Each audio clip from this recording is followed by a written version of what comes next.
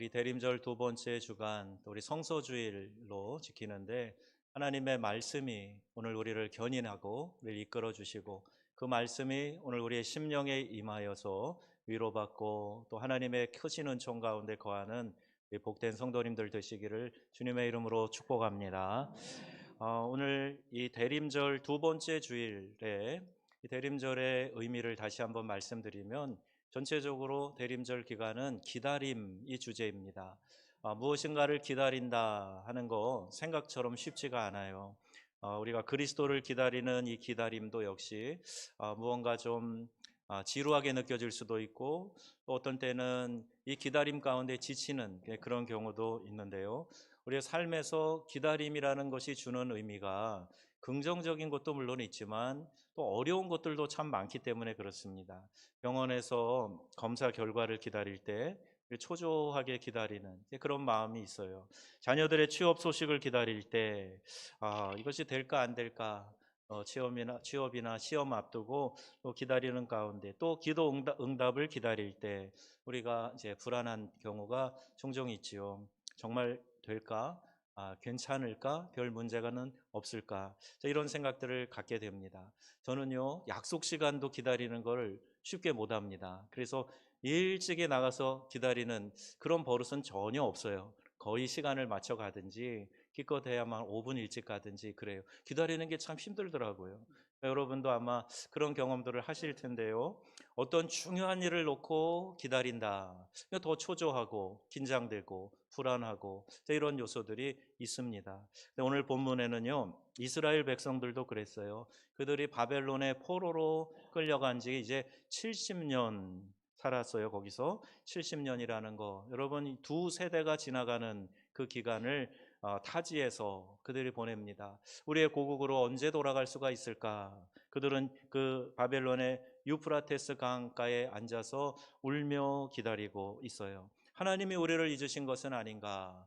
끝난 것은 아닌가? 이 민족의 역사가 바로 그 절망 가운데 하나님이 말씀하시는 거예요. 위로하라, 위로하라, 내 백성을 위로하라. 여러분 이 한마디가 모든 것을 바꿉니다. 오늘 우리도 이 위로의 메시지가 우리의 심령 가운데 들려지기를 주님의 이름으로 축원합니다.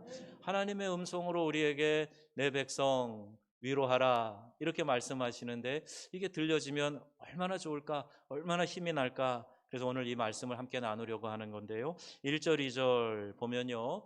여전히 우리를 부르세요. 뭐라고 부르시는가? 내 백성이라고 부르십니다. 위로하라, 위로하라, 내 백성을 위로하라. 이렇게 하나님 말씀하시는 거예요. 여기 이 말씀을 두 번 하십니다. 위로하라, 위로하라. 이건 반드시 위로하라는 뜻이에요. 여러분 성경을 보실 때 어떤 표현이 두 번 반복된다 그러면 그 다음에 아주 중요한 이야기를 하기 위해서 이런 반복의 문법적인 효과를 사용합니다. 구약도 그러고 신약도 그래요. 여기 두 번 반복됐어요. 그리고 신약에 가보면 예수님이 아주 중요한 말씀을 하실 때 내가 진실로 진실로 너희에게 이르노니 그리고 말씀하세요. 거기 두 번 진실로 진실로 아람어로는 아멘 아멘입니다. 여러 신학적 해석이 있지만 아주 중요한 말씀을 하실 때 그렇게 반복해서 이야기하신다 하는 걸 알 수가 있어요. 구약 성경 원어인 오늘 히브리어로 보면은요. 이 위로라는 말은 나함이라는 단어를 쓰고 있는데 그냥 감정적인 위안을 주는 그런 위로가 아닙니다. 우리가 사람을 위로할 때는요. 뉘우치다, 회복시키다 이런 의미를 가지고 있어요. 내 백성을 위로하라 하는 이 말에는 감정적인 감상적인 위로만이 아니라 그 백성을 돌이키게 하라, 뉘우치게 하라, 회복시키라 이런 말씀이 거기 담겨져 있는 거죠. 여기에서 중요한 단어가 있습니다. 위로하라는 말 앞에 뭐가 붙어 있어요? 내 백성이라고 붙어 있어요. 내 백성, 암미라고 하는 히브리어인데 하나님께서 여전히 이스라엘을 내 백성이라고 부르고 계시다는 사실이에요. 여러분 한번 생각해 보세요. 이스라엘이 지금 하나님을 배신했습니다. 우상을 섬겼습니다. 하나님의 경고를 무시했어요. 그래서 결국 바벨론의 포로로 끌려가게 된 것 아닙니까? 하나님의 징계였던 겁니다. 여러분, 우리가 어떤 신의의 관계를 맺고 있다가 누군가가 배신해요. 등에 칼을 꽂고, 그러면 여러분 그 사람 어떻게 생각하겠어요? 내 평생 그 사람 안 본다, 이런 마음 들지 않겠어요? 뭐 그서 버린다, 그래서 난 이 사람과 상종을 안 하겠다, 막 이런 마음의 분노를 갖기 십상일 텐데, 하나님은 돌이킨 그 백성, 그 돌아서고 하나님을 배신하고 우상 숭배한 그들이 비록 포로로 끌려가서 고통의 시간을 보내기는 하지만 하나님의 징계였고, 하나님은 그들을 결코 잊지 않으셨다는 거예요. 그래서 내 백성이라고 부르십니다. 성전은 무너졌어요. 제사는 끊어졌습니다. 그래서 그들은 아마 스스로 생각할 거예요. 이제는 끝이구나. 하나님께서 우리를 버리신 건 아닌가. 우리는 더 이상 하나님의 백성이 아니다. 로암미라는 단어인데, 우리는 더 이상 하나님 백성이 아니구나. 이렇게 스스로 생각했을지 몰라요. 그런데 하나님이 뭐라고 하십니까? 여전히 내 백성 암미라고 부르고 계세요. 70년이 지났어도, 성전이 무너졌어도, 제사가 끊어졌어도 하나님은 그들을 여전히 내 백성이라고 부르고 계시다는 사실이에요. 제가 아는 한 권사님이 계셨는데, 그 아들이 신앙을 떠났어요. 대학에 가면서 교회를 안 나가는 겁니다. 이런 일들이 요새도 흔히 보여지는 일인데, 그 학생회 때까지는 그냥 부모님의 또 강요도 있고, 그래서 그냥 교회를 들락날락 하는데요, 대학 가면은, 혹은 또 지방으로 가거나 서울로 가면은 아예 그냥 교회를 안 나가는 그런 자녀들이 더러 있지 않습니까? 아예 세상에 나가서 일반인들과 똑같은 모습으로 살아가고 있었어요. 권사님은요, 매일 새벽마다 간절히 기도했습니다. 때로는 눈물로 기도를 했어요. 하나님, 제가 자녀를 잘못 키웠어요. 저는 자격이 없는 어머니입니다. 그렇게 하나님 앞에 간절히 막 마음을 태우며 기도를 했는데요, 5년이 지났습니다. 어느 날 새벽에 권사님 기도하는 가운데 이런 음성이 들렸다고 그래요. 내 아들이지, 내 아들이기도 하다. 내 자녀야. 내가 그를 잊지 않았다. 이런 음성을 들려주시니까 이 권사님 위로가 됐던 거예요. 맞아. 내가 낳은 자식이기도 하지만 하나님의 자녀야. 그러니까 이 기도가 헛되지 않을 거야. 하나님께서 반드시 역사하실 거야. 자, 이렇게 생각이 드니까요, 기도가 바뀌었어요.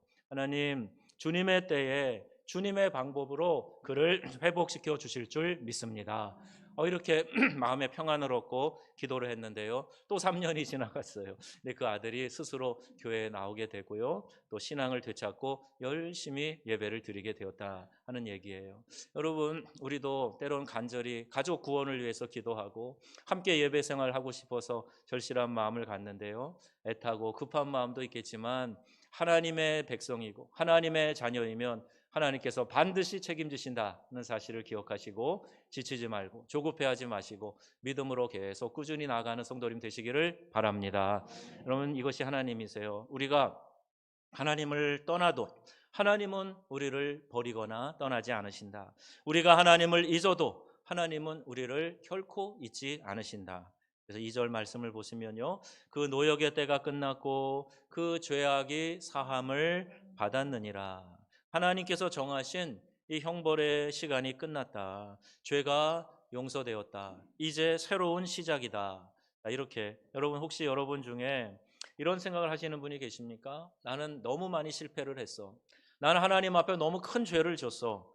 하나님께서 나를 버리셨을 거야. 난 자격이 없어. 이렇게 혹시 마음에 생각이 드시면 아닙니다. 하나님께서는 오늘도 여전히 여러분에게 말씀하고 계세요. 뭐라고요? 너는 내 백성이다. 내가 너를 잊지 않았다. 내가 너를 위로한다. 하나님께서 그렇게 말씀하시는 거예요. 그리고 3절에서 5절 보면 우리 하나님이 광야에 길을 내시는 하나님이심을 알려주고 있습니다. 너희는 광야에서 여호와의 길을 예비하라. 사막에서 우리 하나님의 대로를 평탄케 하라.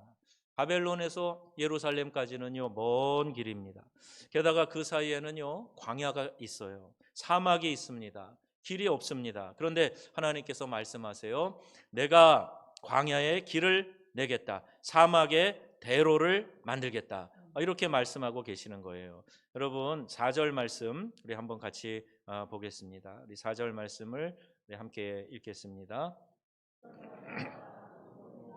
산마다 작은 산마다 낮아지며 평탄하게 되며 험한 곳이 평지가 될 것이요. 아멘. 자, 이것이 얼마나 어려운 일이겠어요? 근데 골짜기마다 메워진대요. 산이 낮아진대요. 그리고 평탄케 만들어 주신대요. 여러분, 깊은 골짜기가 메워지고 높은 산이 낮아지고 이러한 험한 길이 평탄하게 되는 거 불가능해 보일 일이에요. 그런데 하나님께서 하시면 되는 줄로 믿습니다. 여러분, 지금 여러분 앞에 어떤 광야가 있습니까? 건강의 문제, 이거 광야일 수 있어요. 내 몸이 너무 약하고 쇠약해지고 혹은 어떤 질병 때문에 이 건강의 문제로 말미암은 광야길을 내가 지금 지나고 있는 것은 아닌가.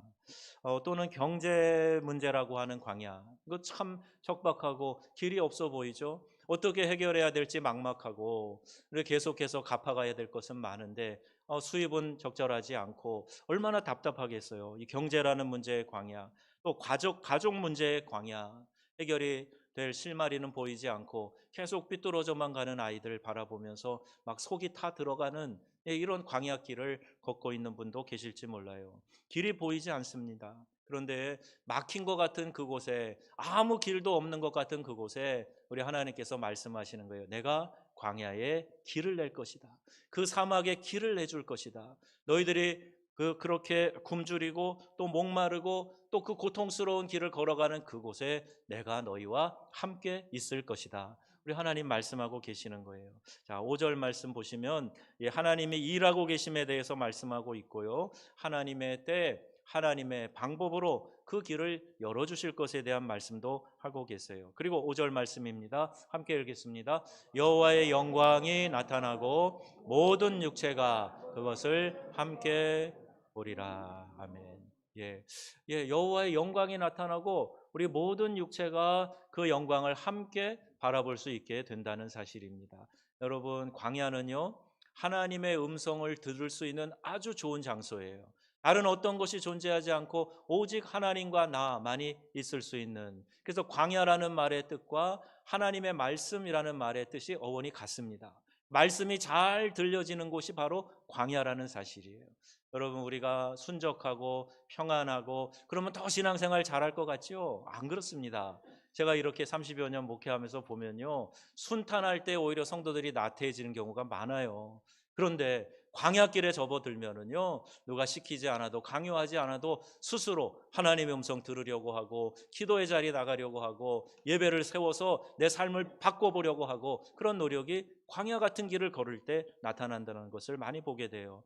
여러분, 하나님께서 내가 이렇게 어려울 때, 내가 광야길에 서 있을 때 친히 하나님이 함께하고 계셨구나. 하나님께서 일하고 계셨구나. 내가 보지 못했을 뿐이지 하나님은 이 광야길을 나와 함께 걷고 계셨구나.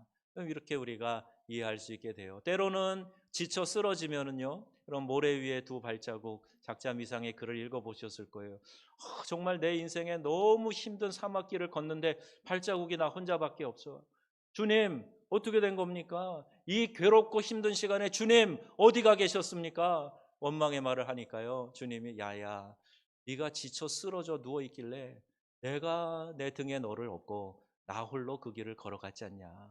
그래서 발자국이 한 사람 발자국인 거 아니냐, 이렇게 깨닫게 해주셨다는 거예요. 여러분, 그렇습니다. 하나님은 우리를 외면하시지 않고요, 그 광야길에 우리가 괴롭게 걸어가는 그 시간에 하나님이 우리와 함께 하시며 때로는 지쳐 쓰러져 있는 우리를 들쳐 업고 가시는 분이 우리 좋으신 아버지이심을 믿으시기를 바랍니다. 그래서 내가 함께 할 거다. 모든 육체가 그것을 보게 될 것이다 말씀하고 계세요. 자, 이제 6절에서 8절에 가면요, 하나님의 말씀이 영원하다는 것을 가르쳐 주고 계시는데, 푸른 마르고 꽃은 시드나 우리 하나님의 말씀은 영영이 서리라. 6절과 7절에 하나님께서 우리의 인간에 대해서 말씀하시는데요, 모든 육체는 풀이요 그 모든 아름다움은 들의 꽃 같으니 풀은 마르고 꽃은 시드나, 이렇게 가고 있어요. 여러분 어떠세요? 요새 이제 페이스북이나 이런 SNS를 보면요, 10년 전 오늘 사진 그래갖고 툭 올라오는 게 있어요. 제가 지난주에 10년 전, 15년 전 사진이 올라와서 봤는데요, 그때는 이게 팽팽하더라고요.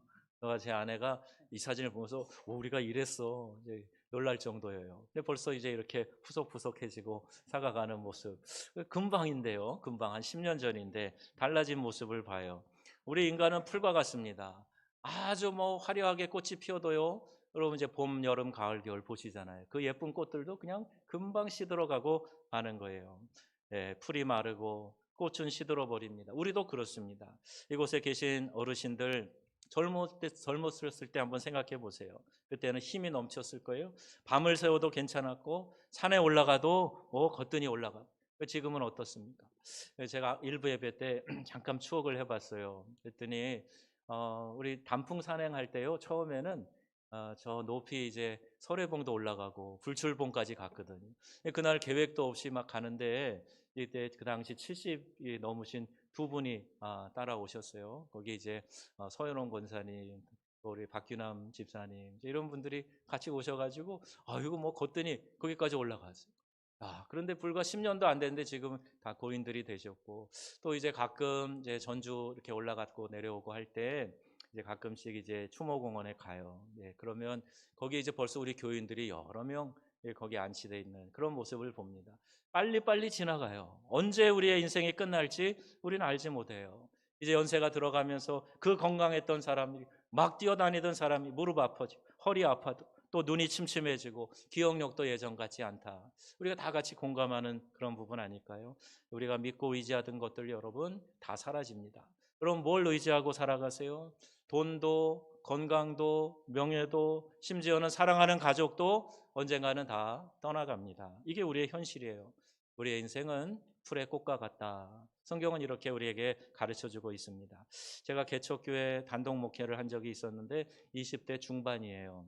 그때 체력도 좋았고 열정도 넘쳤죠. 그런데 이제 한 30여 년 목회를 하면서 시간이 흐르면서 깨닫게 됩니다. 나도 풀과 같구나. 나의 힘도 나의 열정도 한계가 있구나. 그리고 언젠가는 사라지겠구나. 이런 생각을 하게 돼요.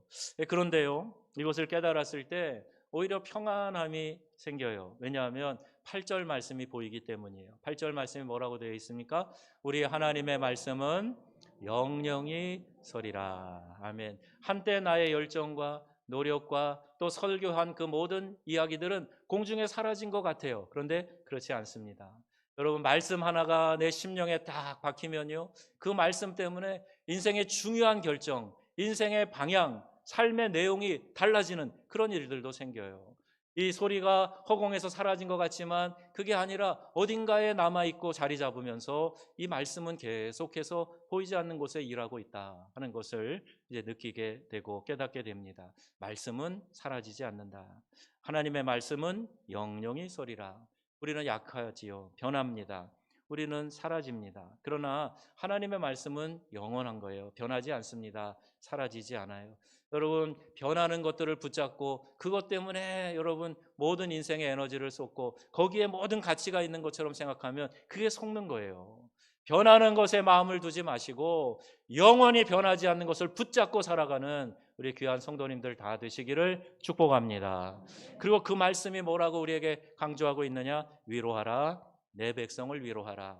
그렇게 약속하고 계시는 거예요. 그리고 그 말씀이 이 수백 년이 흐른 후에 예수님이 이 땅에 육신을 입고 오신 다음에 예수님도 공생애를 마치고 천국을 하늘로 올라가시면서 내가 세상 끝날까지 너희와 항상 함께 있을 것임이라. 이렇게 말씀으로 이 약속을 이어가고 계시는 거예요. 보세요. 하나님의 말씀은 어제나 오늘이나 영원토록 동일한 말씀이에요. 변하지 않는 말씀이에요. 여러분 이 말씀을 붙잡고 살아가실 수 있기를 바랍니다. 인생에서 변하지 않는 것이 뭘까요? 여러분 우리가 인생에서 변하지 않는 가치, 절대 이건 변하지 않아 그렇게 생각할 수 있는 게 뭐가 있을까요? 요새 금값이 뭐 천정부지로 뛴다고 그래요. 뭐 요만큼 있는데 그게 뭐 몇십만 원, 몇백만 원 그렇다 그래요. 저는 뭐 금이 뭐 100만 원 넘는데 그래서 그게 막 한 이만큼 손톱마디만큼인 줄 알았더니 그게 아닌가 봐요. 작은 게 그래 비싸다고 그래요. 왜 여러 광물들 중에서 금이 그렇게 비싸게 지금 여겨지는가? 변하지 않기 때문이에요. 그래서 화폐 가치를 금으로 이렇게 같이 이렇게 변주는 그렇게 하는 그런 제도가 이제 있는 것 같아요. 그런데 여러분 이 광물질은 변하지 않는지 몰라도요 가치는 변합니다. 금값이 달라지는 것처럼 돈의 가치가 달라지는 것. 10년 전의 1억과 지금 1억은 완전히 다릅니다. 지금 뭐 한 7천만 원이나 될까 몰라요. 그렇게 화폐 가치가 변하는 거예요. 그래서 돈도 변한다. 건강도 변합니다. 금방 말씀드린 것처럼 막 그냥 몇 시간 자고 몇 시간을 달려도 지치지 않던 그런 몸도 점점 이제 약해지는 거예요. 사람의 마음 변합니다. 항상 좋고 언제나 변하지 않는 그런 마음은 제가 아직 못 봤어요. 좋을 때도 있고 안 좋을 때도 있고 왔다 갔다 하는 게 그게 인간의 마음이죠. 그러나 하나님의 말씀만은 절대로 변하지 않습니다. 우리가 붙잡아야 할 것은 이 변하는 것이 아니라 변하지 않는 것을 붙잡고 살아야죠. 하나님의 말씀입니다. 그 말씀 위에 우리의 인생을 세우면서 살아가야 하는 것입니다. 여러분, 주님 말씀하시면 그 말씀을 꽉 붙잡으시기 바랍니다. 변하지 않는 그 약속의 말씀을 붙잡고 살아야지 하찮은 내 생각, 내 감정 그거에 연연하면서 살아가서는 안 돼요. 그리고 우리 하나님은 우리에게 말씀하시는데요. 목자처럼 오신다. 그래서 9절에서 11절 말씀하고 있는데 우리 같이 읽어보겠습니다.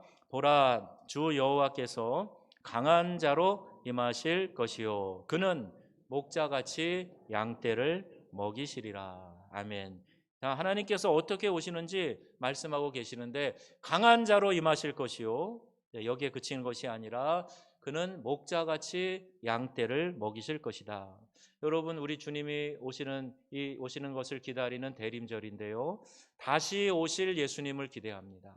심판주로 오세요. 다시 오시는 예수님은 어린아이로 오시는 것이 아니라 심판주로 오셔서 우리를 선악간에 그 믿음대로 판단하시고 양의 무리에 들어있는 사람은 천국의 어린 양의 혼인잔치에 함께 참여하게 되는 거예요. 그렇게 강한 자로 능력으로 그 팔로 다스릴 것이다 말씀하신과 동시에 그리고 11절을 한번 보세요. 11절에 이렇게 기록되어 있는데요. 그는 목자같이 양떼를 먹이시며 어린 양을 그 팔로 모아 품에 안으시며 젖먹이는 암컷들을 온순히 인도하시리로다. 아멘. 같은 하나님이 이번에는 목자로 나타나시는 거죠. 목자는 어떤 사람입니까? 양을 돌보는 사람이에요. 양이 길을 잃으면 찾아갑니다. 양이 다치면 치료해 줍니다. 양이 배고프면 먹이를 주는 거예요. 자꾸 울타리를 뛰어넘고 여기저기 위험한 데로 돌아다니는 버릇 나쁜 양은 팔을 이렇게 묶어놓기도 하고 뼈를 부러뜨리기도 해요. 그래서 생명을 보존하게 하는 게 그게 목자의 사랑이에요. 특별히 어린 양을 팔로 모아 품에 안으며 이렇게 표현되어 있어요. 연약한 어린 양을 품에 안으십니다. 가장 가까운 자리, 이 심장 가까이 품에 안으시고 그 연약한 어린 양에게 생명의 기운이 돌도록 하는 거예요. 젖먹이는 암컷들은 온순히 인도하시리라. 새끼에게 젖을 먹이는 어미 양은요 빨리 갈 수가 없잖아요. 그래서 목자는 천천히 갑니다. 여러 다른 양들의 형편을 고려할 거예요. 빨리 뛰어갈 수 있는 양들 왜 이렇게 늦어 하겠지만 그런 젖 먹이는 어린 양을 새끼를 가지고 있는 양 빨리 못 가니까 목자는 이것저것 고려해서 천천히 가기도 하고 또 때로는 급히 인도하기도 하고 여러 형편을 고려한다는 거예요. 성도들도 암과 같은 중병에 걸릴 수 있어요. 큰 질병이 닥치면 가족도 당사자도 고통과 염려에 빠지게 됩니다. 그때 하나님 왜 제게 이런 일이 닥쳤습니까? 왜 하필이면 저에게 이런 일이 생겼습니까? 이런 이제 뾰족한 질문을 하나님께 하게 되는 경우를 제가 종종 봐요. 우리 설교자로 많이 알려지신 우리 한국교회 김동호 목사님도 암으로 폐암으로 투병을 하고 계시는데 그 암이 시작될 때 그런 질문을 했다는 거예요. 평생을 목회하면서 평생을 하나님의 전에서 살았는데 하나님 하필이면 왜 납니까? 이렇게 하나님께 뾰족한 질문을 드렸어요. 그러던 어느 날 하나님이 그에게 응답하셨다는 거죠. 뭐라고 응답하셨는가? 왜 그럼 너는 안 되는데? 이렇게 하나님께서 그에게 분명하게 말씀하죠. 그렇지. 누구도 걸릴 수 있고 누구도 걸릴 수 있는데 왜 그럼 나는 아니야? 그렇게 다시 생각을 해보니까 얼마든지 있을 수 있는 일이구나. 이렇게 그것을 받아들이게 됐고 그 다음에 이제 새벽마다 사람들과 자신의 연약함 가운데서 말씀을 전하는 그 일에 또 귀하게 쓰임받고 계시는 것을 보게 돼요. 병상에 있는 성도, 어려움 가운데 있는 성도들을 신방할 때 저는 종종 시편 23편 말씀을 함께 읽습니다. 여호와는 나의 목자시니 내게 부족함이 없으리로다. 내가 사망의 음침한 골짜기로 다닐지라도 해를 두려워하지 않는 것은 주께서 나와 함께 하심이라. 여러분 성도도 사망의 음침한 골짜기에 접어들 수 있다니까요. 어려움의 순간이 덮치고 나에게 중병이 생겨가지고 이 병과 싸우면서 이겨내야 하는 고통의 순간이 있을 수 있단 말이에요. 네, 그때에도 하나님이 나와 함께 하신다. 주의 지팡이와 주의 막대기가 나를 안위하시나이다. 여러분이 얼마나 놀라운 하나님의 축복의 약속이에요. 이 놀라운 일은 하나님의 말씀이 우리에게 임할 때 안식과 평안을 누리게 된다 하는 그런 뜻이에요. 주께서 나와 함께 하심으로. 여러분, 모든 환경이 다 갖춰져 있어도 주님이 나와 함께 하시지 않으면 그건 꽝이에요. 아무것도 아닙니다. 그런데 여러분, 아무것도 없는 광야 같은 곳에 살아도 주께서 나와 함께 하시면 그것이 모든 만족한 삶의 근원이 되는 줄로 믿으시기를 바랍니다. 주님과 함께 하시렵니까? 아니면 환경의 풍요와 편안함을 위해서 이 세상에서 영원하지 않은 것을 위해서 가치를 두고 살아가시겠습니까? 종종 말씀을 읽는 중에 기도와 찬송하는 가운데 소천하시는 분들을 봅니다.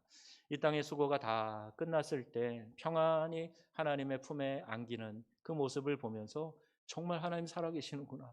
마지막 순간에는 정말 천사가 와서 그를 우리에게 받들어 가는가 보다. 이런 느낌이 들 정도로 편안하게 가시는 분들을 보게 돼요. 여러분, 마지막 순간까지 하나님이 나의 목자 되심을 여러분 꼭 기억하시고 고백하는 그런 성도님들이 다 되시기를 바랍니다. 여러분, 하나님은 능력의 하나님이세요. 그러나 동시에 부드러운 목자이십니다. 그분은 우리가 감당할 수 없을 때 대신 싸워주세요. 그러나 동시에 우리가 연약할 때 품에 안아주십니다. 그분은 우리의 형편을 아세요. 우리의 고통을 아세요. 우리의 연약함을 아세요. 그래서 온순히 우리를 인도하신다 했습니다.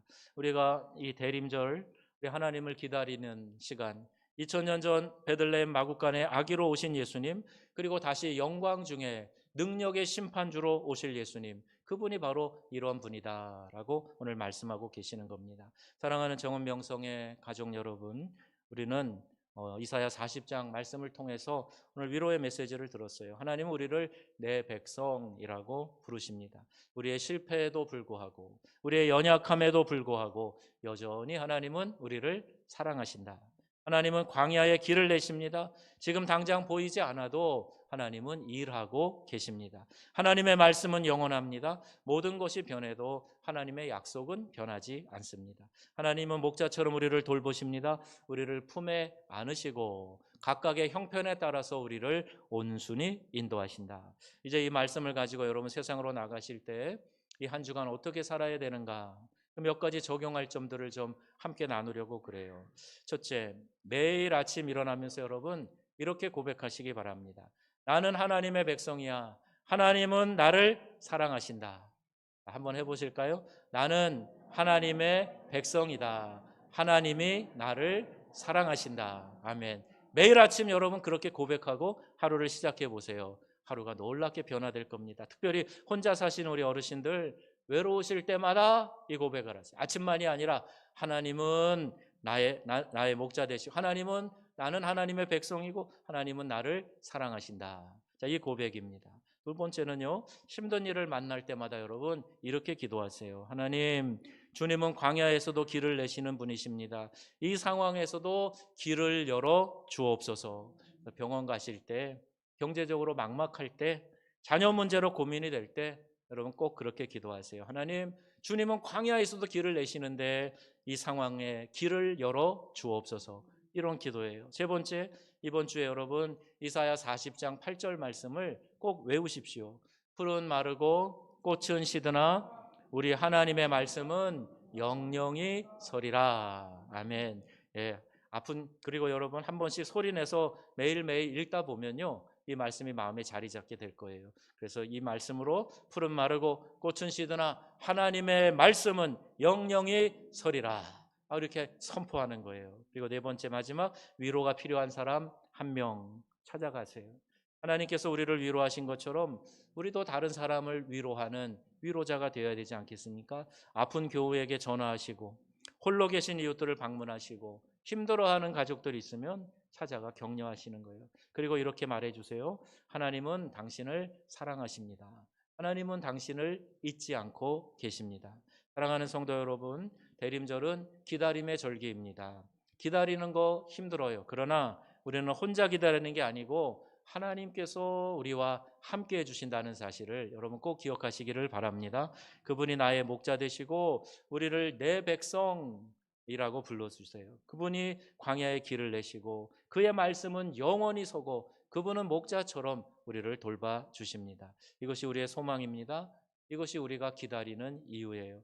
이번 한 주간에도 이 위로의 말씀과 함께 승리하는 여러분 한 분 한 분 다 되시기를 우리 주 예수님의 이름으로 축원합니다. 아멘. 우리 함께 우리 찬양 부르고요. 우리 함께 기도하겠습니다. 빛 되신 주 어둠 가운데 비추사 내 눈 보게 하소서. 육체의 시야만 중요한 게 아니고요. 우리의 영적인 시력이 중요합니다. 내 영안을 열어서 빛 되신 주님 바라보게 해주세요. 우리 고백하며 찬양하겠습니다.